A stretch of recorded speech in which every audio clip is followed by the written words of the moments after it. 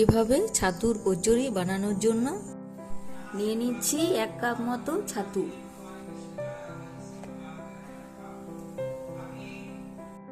1 চা চামচ নুন,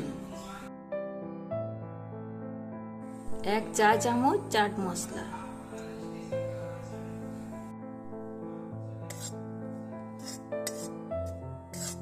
একটু জল দিয়ে পুরটাকে ভালো করে তৈরি করে নেব।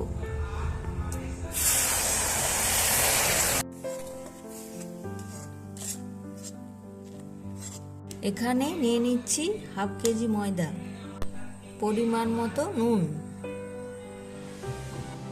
স্বাদ মতো চিনি, ময়নের জন্য নিয়ে নেব সাদা তেল।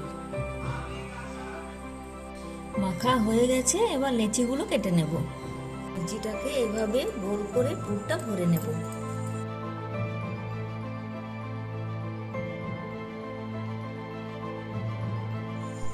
এবার বেলে ভেজে নেব।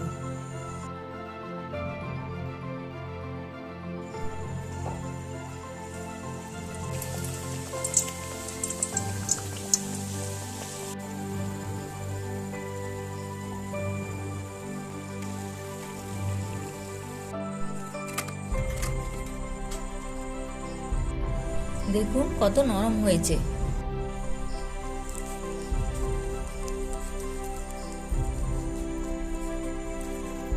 দেখুন পুরটা কত সুন্দর হয়েছে। ছাতুর কচুরি এভাবে বাড়িতে বানিয়ে দেখবেন। নতুন নতুন রান্না দেখার জন্য চ্যানেলটাকে সাবস্ক্রাইব করে নিন।